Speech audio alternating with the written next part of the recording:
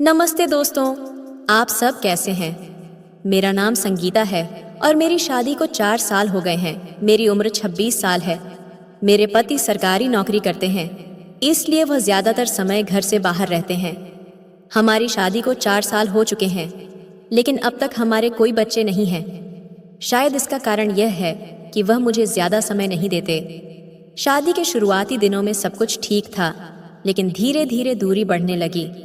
अब तो हफ्तों बीत जाते हैं और फिर भी उनसे कोई करीबी भावनाएं नहीं मिलती हैं। पहले इस बदलाव को समझ नहीं पाई, लेकिन अब यह मेरे जीवन का हिस्सा बन गया है। सारा दिन घर के कामों में व्यस्त रहती हूँ और रात में अकेली पलंग पर मुंह मोड़कर सो जाती हूँ। किसी चीज की चाहत नहीं, कोई पूछने वाला नहीं, साथ देने वाला कोई नहीं। लेकिन यह खालीपन अब मेरे भीतर गहराई से बैठ गया है। मेरे ससुर जी हमेशा शांत स्वभाव के होते हैं। पति नहीं होने पर भी वह मेरे सभी काम कर देते हैं। कभी कभी मुझे शर्मिंदगी महसूस होती है जब वह मेरे लिए रोज चाय बनाते हैं, हल्के से पानी मांगते हैं या रात में एकांत में बैठकर बातें करते हैं। उस दिन सुबह हल्की ठंडी हवा मेरा चेक पर छू रही थी। मैंने आंगन में दरी बिछाई थी। हवा के झोंके से मेरी ओढ़नी सरक गई और ठीक उसी समय मैंने देखा कि ससुर जी दरवाजे के पास खड़े हैं। उन्होंने चुपचाप मेरी तरफ देखा और फिर कहा, बौमा, यहाँ सो गई हो? उनके स्वर में हल्का कांपने वाला था, लेकिन उस समय तक मेरे शरीर में ठंडक दौड़ गई थी। मैंने खुद को संभालते हुए कहा, बाबूजी, अंदर काफी गर्मी हो रही थी, इसलिए यहाँ आ गई हूँ। उन्होंने मुस्कुराते हुए कहा, हवा सचमुच अच्छी चल रही है, मैं भी यहाँ बैठ जाता हूँ। उनके बैठते ही मैं और असहज हो गई। ये क्यों हो रहा था? उनकी मौजूदगी में मेरे भीतर एक अजीब गर्माहट फैलने लगी थी। उनकी नजरों को देखकर मैंने अपनी आंखें नीची कर लीं, लेकिन अब जाकर मैं उठ भी नहीं सकती थी। उन्होंने धीरे से पूछा, बूमा, ठंड लग रही है? मैंने सिर झुकाकर कहा, नहीं, ठीक हूं। वह हल्का मुस्कुराते हुए बोले, अपना भी ख्याल रखना। उनकी बातों में एक अजीब नजदीकी थी। कुछ क्षणों के लिए चारों तरफ सन्नाटा छा गया। हवा थोड़ी ठंडी हो गई थी। मैंने साड़ी का पल्लू ठीक करने की कोशिश की, तभी अचानक हवा का एक तेज झोंका आया और मेरे बाल बिखर गए। बाल को समेटने के लिए जैसे ही हाथ बढ़ाया, उनका हाथ मेरे हाथ से टकरा गया।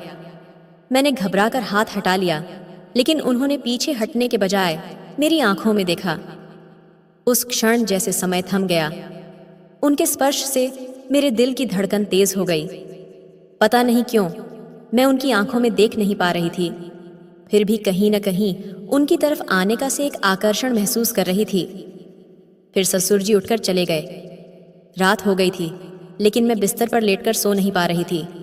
पलटकर केवल वही क्षण याद आ रहा था जब मैं ससुर जी के पास बैठी थी और उनके गहरे आंखों में मुझे कुछ खोजते हुए उसकी आवाज़, उसका अंदाज और उसकी छुअन। मैंने सिर निहारा। मुझे नहीं सोचना चाहिए था इस तरह, लेकिन क्या करूं? आंखें बंद करते ही वो पल मेरी आंखों के सामने तैरने लगते थे। सुबह उठकर देखा, दिल के किसी कोने में एक अजीब सा एहसास पैदा हो चुका है। आनी, ससुर जी पहले से ही खड़े थे। उनके चेहरे पर वही गहरी मुस्कान थी। मैंने आंखें नीची करके जल्दी से रसोई में चली गई चाय बनाने। बनाते बनाते खुद से लड़ाई कर रही थी, ये सब गलत है। मैं क्यों उसके बारे में इस तरह सोच रही हूँ?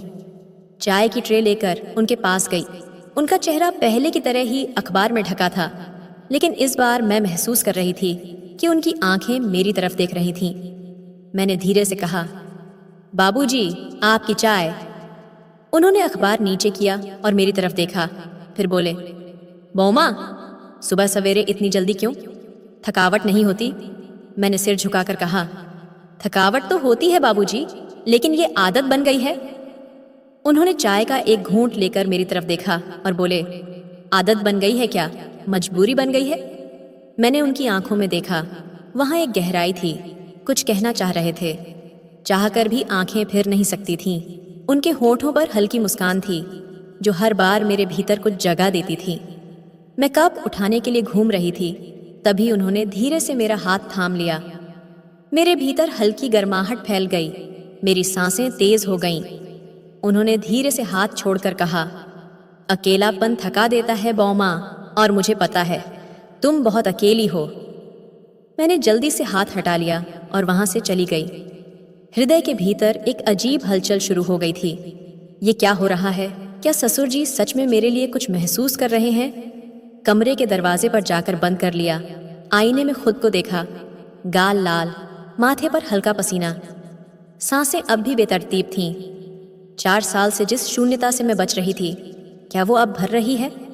ससुर जी ने मुझे कभी खराब नज़र से नहीं देखा था, लेकिन आज पहली बार लगा मैं अकेली नहीं हूँ। कोई है जो मुझे समझता है, मेरी ओर देखता है, मेरी थकावट महसूस करता है, मेरी चुप्पी में सुनता है। लेकिन क्या ये सही है? क्या मैं उस रास्ते पर कदम रख चुकी हूँ जहाँ से लौटना मुश्किल हो जाएगा? थोड़ी देर बाद रसोई में जा रही थी, तभी उनकी आवाज़ सुनी, बौमा, शाम को खाने के लिए आएगी? मैं ठहर गई। होठों पर अनजाने में हल्की मुस्कान खिल गई। देखूंगी बाबूजी, कहकर जल्दी से रसोई में चली गई। हृदय फिर से तेजी से धड़क रहा था। इस एहसास का नाम क्या है, भगवान नहीं जानता। जो हो रहा है वो क्या गलत है, लेकिन सच कहूं, इन एहसासों से भागने की इच्छा भी नहीं कर रही हूं। सुबह से एक अजीब बेचैनी थी। दिल बार बार याद दिला रहा था कि आज मैं ससुर जी के साथ खाना खाने जा रही हूं। खुद को बहुत समझाने की कोशिश की कि ये बस एक सामान्य दिन जैसा होगा, लेकिन सच कहूं तो आज का दिन सामान्य नहीं था। आज पहली बार खुद से झूठ बोलने का साहस नहीं कर सकी। साड़ी ठीक करते करते आईने में खुद को देखा।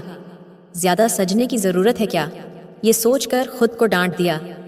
क्या कर रही हो नेहा, ये तो बस खाने जाना है और कुछ नहीं। लेकिन हृदय को क्या करूं? आज पहली बार ससुर जी के साथ समय बिताने का एक मौका मिला था। बाहर आकर देखा, ससुर जी पहले से ही बिलगाड़ी के पास खड़े थे। उनकी आंखों में वही गहराई थी जो मुझे बेचैन कर देती है। उन्होंने हल्की मुस्कान के साथ कहा, आओ बौमा, बैठो। मैं थोड़ी हिचकिचाई, फिर धीरे धीरे गाड़ी में बैठ गई। संभलने में थोड़ी दिक्कत हो रही थी। तभी ससुर जी ने हाथ बढ़ाया। उनका हाथ मेरे हाथ से टकराया और एक हल्की कपास की गर्माहट उनके शरीर में फैल गई। मैंने धीरे से कहा, धन्यवाद बाबूजी। उन्होंने हंसते हुए कहा, तुम्हें इतना हिचकिचाने की जरूरत नहीं है बौमा, अपने लोगों के साथ ही तो। ये बात मेरे दिल में गहरी धंस गई। क्या हम सच में सिर्फ अपने लोग थे?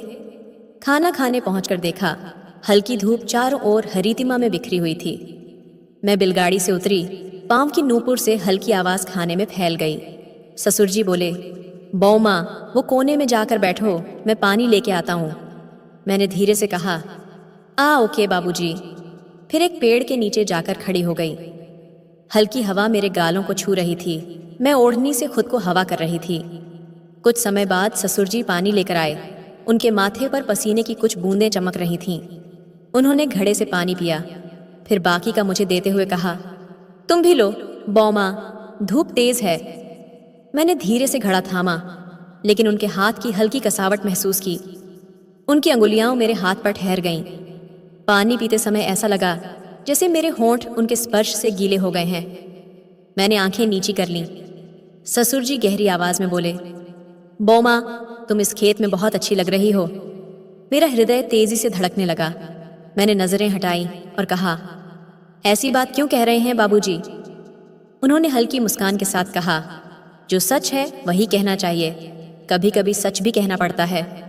मैं घबराकर ओढ़नी को कंधे पर और मजबूती से पकड़ने लगी, लेकिन खुद को ये समझा नहीं पा रही थी कि जो महसूस कर रही हूँ वो गलत है। तभी हवा का एक झोंका आया और मेरी साड़ी थोड़ी हट गई। जल्दी से साड़ी ठीक करने के लिए हाथ बढ़ाया, लेकिन तभी ससुर जी ने भी हाथ बढ़ाया, शायद मेरी मदद करने के लिए। हमारे अंगुलियों ने फिर से टकराई और एक हल्की सरसराहट मेरे शरीर में फैल गई। मैंने आंखें नीची कर लीं, लेकिन भीतर एक अजीब एहसास जाग रहा था। ससुर जी ने हल्की मुस्कान के साथ मेरी ओढ़नी थाम कर सही कर दी। उनके अंगुलियों का हल्का स्पर्श मेरी त्वचा पर और गर्माहट फैला गया। मैंने हड़बड़ाते हुए कहा, बाबूजी, मैं देखती हूँ सब ठीक है कि नहीं। उन्होंने हल्की सी मेरी ओर देखा, फिर गहरी आवाज में कहा, बौमा, तुम इतनी घबराई क्यों हो? मैंने जल्दी से सिर झुका लिया। कुछ कहना चाहा, लेकिन होंठ सूख गए थे। सच में कहने की हिम्मत नहीं थी और छुपाने की ताकत भी नहीं थी। दिन जितना बीत रहा था, ससुर जी के पास रहते हुए भी मुझे उनके करीब महसूस हो रहा था। उनका साथ, उनकी बातें, उनका हल्का स्पर्श, सब कुछ मुझे धीरे धीरे उनकी ओर खींच रहा था। शाम तक मेरे भीतर एक अजीब हलचल बनी रही। क्या ये सच में सिर्फ एक बहू का अपने ससुर के प्रति सम्मान है, या मेरे भीतर एक नई चाह जग रही है? संध्या उठ रही थी, सूरज खेत में डूब रहा था, हल्की हवा चल रही थी, लेकिन मेरे अंदर एक अजीब गर्मी थी। ससुर जी का स्पर्श, उनकी आंखों की गहराई, उनके शब्द, सब कुछ कहीं अटका हुआ था। बग्घी तैयार थी। मैं साड़ी ठीक करते हुए उनके पास गई। उठने में थोड़ा अड़चन हो रही थी, तभी ससुर जी ने हाथ बढ़ाया। आओ बहू, मैं मदद करता हूँ। उनकी आवाज़ नरम थी, लेकिन उसमें कुछ ऐसा था जो मेरे हृदय की धड़कनें बढ़ा गया। मैं तो झिझक के साथ हाथ बढ़ाया, और जब उनके मजबूत हाथ ने मेरे नरम हाथ को पकड़ा तो अजीब गर्माहट मेरी नसों में फैल गई। मैं जल्दी से बग्घी में बैठते हुए बोली, धन्यवाद बाबूजी। ससुर जी हल्की मुस्कान के साथ मुझे देखकर बोले, तुम बहुत जल्दी घबरा जाती हो बहू।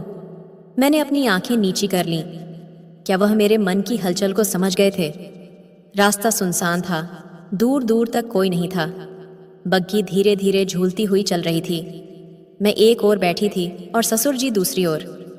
रात की हल्की ठंड में हवा मेरे गालों को छू रही थी, लेकिन मेरे शरीर में किसी और वजह से गर्मी थी। ससुर जी की मौजूदगी, उनकी नज़रों की गर्मी। कुछ मिनटों बाद बग्घी एक झटके से रुक गई। मैं हल्का असंतुलित होकर गिर गई और अचानक ससुर जी का हाथ मेरे कमर पर आया। संभल कर बहू, उन्होंने घबरा कर कहा, लेकिन मेरे दिल में तो उनकी छुअन से ही पहले से तेज धड़कने लगी थी। उनका हाथ मेरे कमर पर कुछ देर तक रहा। मैंने आंखें नीची कर लीं, लेकिन अब तक मेरी सांसें तेज हो गई थीं। उन्होंने धीरे से अपना हाथ हटाकर गहरी आवाज में कहा, तुम बहुत मासूम हो बहू। मेरे अंगूठे ने साड़ी की पल्लू को मजबूती से पकड़ लिया। क्या मैं अब खुद को रोक पा रही थी? घर पहुंचकर देखा कि अंधेरा छा गया है। ससुर जी बग्घी से उतरकर मेरी तरफ बढ़ आए। आओ बहू, आराम करो, तुम बहुत थक गई हो जरूर, उन्होंने हल्की आवाज में कहा। मैंने सिर झुकाकर कहा, अच्छा बाबूजी। लेकिन अंदर जाते वक्त उनकी हाथ ने फिर से मेरे पल्लू को हल्का सा पकड़ा। मेरे पैर वहीं ठिठक गए। दिल तेजी से धड़कने लगा।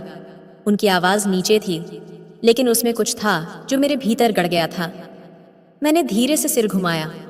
हमारी आंखें मिलीं, और अब मैंने आंखें नहीं झुकाईं। कुछ ऐसा था जो अधूरा रह गया था, कुछ ऐसा था जो अब खुलकर सामने आने वाला था। घर आकर बिस्तर पर बैठी, लेकिन दिल अभी भी बग्घी के उस पल में अटका हुआ था। ससुर जी का मेरा पल्लू पकड़े रहना, उनकी गहरे आंखों की नजरें, जैसे सब कुछ थम गया था। मैंने धीरे से अपनी कलाई को छुआ, जहां उनका हल्का स्पर्श पड़ा था, और वह स्पर्श अभी भी महसूस कर रही थी। ये क्या हो रहा था मेरे साथ? मैंने खुद से कहा, 4 साल की एकाकीपन ने शायद मुझे इस मोड़ पर ला खड़ा किया है। पति की ओर से कोई आपत्ति नहीं थी, और अब दिल एक और दिशा में खींच रहा था। मैंने करवट ले ली, आंखें बंद करने की कोशिश की, लेकिन मन में ससुर जी का चेहरा घूमने लगा। उनकी हल्की मुस्कान, उनके शब्दों में छिपी भावनाएं, और उनकी मेरी ओर बढ़ते हुए। तभी दरवाजे पर हल्का दस्तक हुई। बहू, क्या तुम सो गई? ससुर जी की आवाज। मैं घबरा गई, लेकिन खुद को संभालकर दरवाजा खोला। सामने वही आंखें, वही गहराई। बाबूजी, इतनी रात को? मैंने नीचे गले में कहा। उन्होंने हल्की आवाज में कहा, मैं सो नहीं सका, तुम्हारे साथ कुछ बातें करना चाहता हूं। मेरा हाथ ठंडा हो गया, दिल जोर से धड़कने लगा। बताइए, मैंने खुद को संभालते हुए कहा। ससुर जी कुछ समय चुप रहे, फिर आने बोले, बहू, तुम बहुत अकेली हो, है ना? मैंने धीरे से सिर झुका लिया। जो कुछ मैं महसूस कर रही थी, उसे अब छिपाने का कोई तरीका नहीं था। उन्होंने कहा, मैं जानता था, लेकिन देखना चाहता था कि तुम कितनी असहाय हो। मैं चौंक गई। फिर क्या ये सब एक परीक्षा थी? बहू, उन्होंने आगे बढ़ते हुए कहा, मैंने सोचा कि शायद तुम्हें किसी की मदद चाहिए, लेकिन तुम्हें मेरे नहीं, तुम्हारे पति की मदद चाहिए। मेरी आंखों में हल्का पानी आ गया। यही तो सच था जिसे मैंने खुद से भी छिपा रखा था। तुम्हारी जगह मेरे लिए, बाबूजी ने आदर भरे स्वर में कहा, तुम्हारी जगह मेरे बेटे के पास है, और अब मैं उसे बताऊंगा कि उसने तुम्हारे साथ कितना बड़ा अन्याय किया है। अगली सुबह ससुर जी ने अपने बेटे को बुलाया। जब वह गांव वापस आया तो ससुर जी ने उसे पास बैठा केकार गंभीर स्वर में कहा, बेटा, क्या तुमने कभी सोचा है तुम्हारी पत्नी किस परिस्थिति में दिन गुजार रही है? पति ने चौंक कर मेरी ओर देखा। क्या मतलब बाबूजी? ससुर जी ने कहा, 4 साल से वह तुम्हारी इंतजार कर रही है, लेकिन तुम तो केवल अपने नौकरी के प्यार में डूबे हुए हो। शादी का मतलब सिर्फ नाम का रिश्ता है क्या? पति ने सिर झुका लिया। शायद उसे पहली बार अपनी गलतियां समझ में आई। ससुर जी ने कहा, अगर तुम अभी भी अपनी पत्नी का साथ नहीं दोगे तो एक दिन वह सच में अकेली हो जाएगी। अब फैसला तुम्हारे हाथ में है, या तो रिश्ते को बचाओ या ऐसे ही छोड़ दो। पति ने कुछ समय सोचा, फिर मेरी ओर देखा। मेरे चेहरे पर आशा थी, लेकिन डर भी। फिर उसने ससुर जी के पैर छूकर कहा, बाबूजी, आप ठीक कह रहे हैं। मैं अब से नौकरी छोड़ दूंगा। मैं अपनी पत्नी के साथ रहूंगा, खेत देखूंगा, लेकिन उसे और अकेला नहीं छोड़ूंगा। कुछ महीनों बाद सब कुछ बदल गया। पति ने नौकरी छोड़ दी थी। अब वह पूरी तरह घर और खेत की देखभाल कर रहा था। अब वह मेरे साथ था, मेरा हाथ थामने, मेरी खुशी गम में साथी बनने के लिए। धीरे धीरे मैं भी बदलने लगी। अब मैं अकेली नहीं थी, मेरा संसार अब पूरा हो गया था। कुछ सालों बाद हमारे गले में एक नहीं 2 बेटे भी हो गए। हमारा परिवार पूरा हो गया। ससुर जी हमें देखकर मुस्कुराते थे। उन्होंने केवल ससुर का नहीं बल्कि एक पिता का भी कर्तव्य निभाया था। उन्होंने मेरी एकाकीता को समझा और मुझे गलत रास्ते पर जाने से रोका। आज जब मैं पीछे मुड़कर देखती हूँ तो पता चलता है कि एक ससुर अपनी बहू की जिंदगी को संवार सकता है।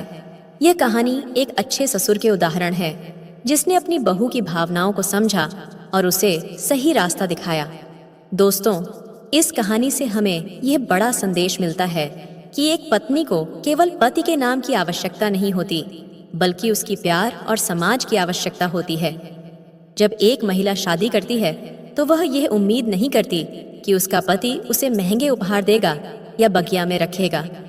वह बस चाहती है कि उसका पति उसे समझे, समय दे और यह दर्शाए कि वह अकेली नहीं है। लेकिन जब पति अपनी पत्नी को नजरअंदाज करता है तो वह प्यार और अपनापन दूसरी जगह खोजने लगती है।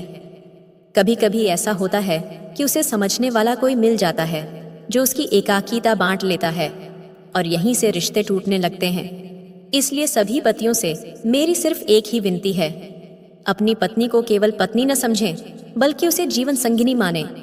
उसे समय दें, उसकी भावनाओं को समझें और सबसे जरूरी उसे वह प्यार दें जो केवल आपसे ही मिलना चाहिए। अगर आपको यह कहानी पसंद आई हो तो लाइक, शेयर और कमेंट करना न भूलें। अगर ऐसी और कहानियां पढ़ना चाहते हैं तो हमारे चैनल को सब्सक्राइब करें और नोटिफिकेशन ऑन रखें। याद रखें, रिश्ते प्यार से चलते हैं और जहां प्यार नहीं होता वहां केवल शून्यता होती है।